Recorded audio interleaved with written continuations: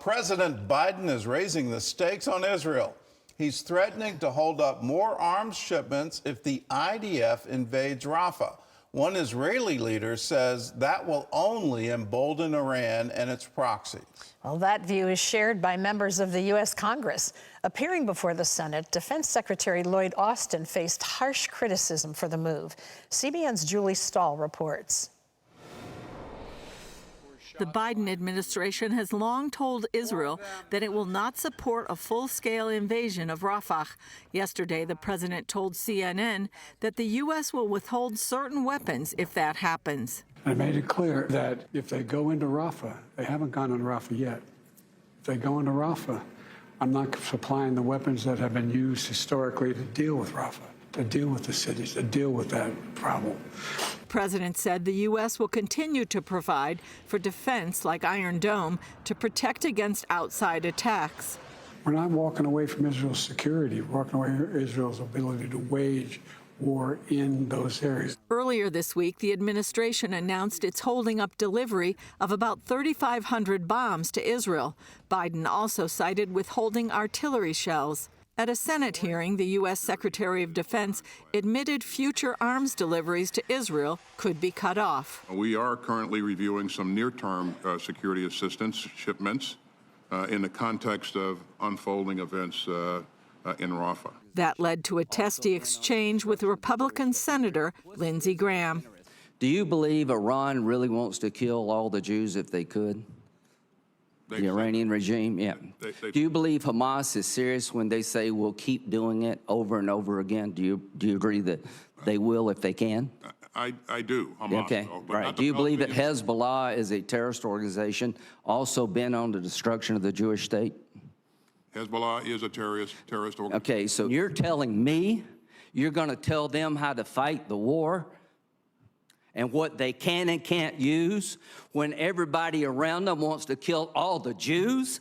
And you're telling me that if we withhold weapons in this fight, the existential fight for the life of the Jewish state, it won't send the wrong signal? While some Democrats also question the administration's stance, Senate Majority Leader Chuck Schumer is backing the White House decision. I believe that Israel and America have an ironclad relationship, and I have faith in what the Biden administration is doing.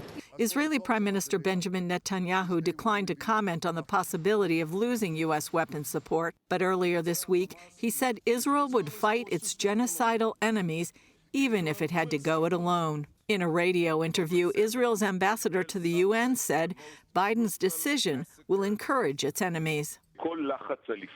Any pressure on Israel or the restrictions placed on Israel is interpreted by our enemies, Iran, Hezbollah, Hamas, and everyone, as something that gives them hope to succeed in their objectives that are certainly not good for Israel. Meanwhile, Israel carried out aerial strikes against dozens of terror targets in the central Gaza Strip, including military structures and terror tunnels. On Wednesday, terrorists launched numerous rockets from within civilian areas of Rafah toward the Kerem Shalom crossing, the main entry point for food and supplies to enter Gaza. Julie Stahl, CBN News, Jerusalem.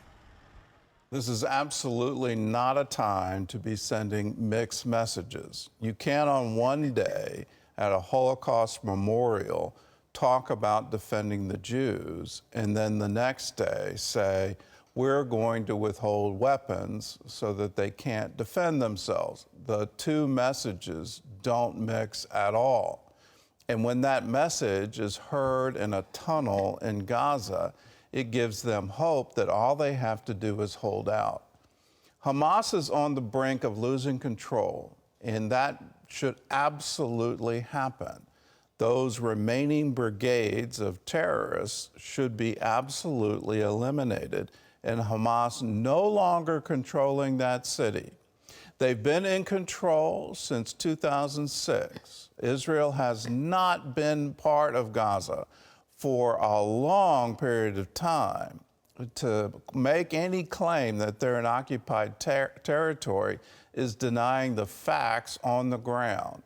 The facts are Hamas is occupying Gaza. Hamas is the reason the Gazan citizens are suffering. They're the ones cutting off humanitarian aid. They're the ones who have diverted all UN aid, all U.S. aid, into terror, into either creating rockets to attack Israel or build these tunnels. They haven't done the basics of government. They haven't provided electrical plants, water plants. They haven't provided even food for their citizens. Before October 7th, there was a survey of people in Gaza. Israel wasn't involved at all. It was entirely under the control of Hamas. Before October 7th, the citizens living there said, we have food insecurity. We don't know where our next meal is coming from. That's when all the avenues of aid were completely open. There wasn't the IDF trying to knock out Hamas. They were on their own, living on their own. If you care about the citizens of Gaza, the people there, you have to eliminate Hamas. Until that happens, there won't be peace. When they vow they're going to attack, they're going to attack. You can believe them.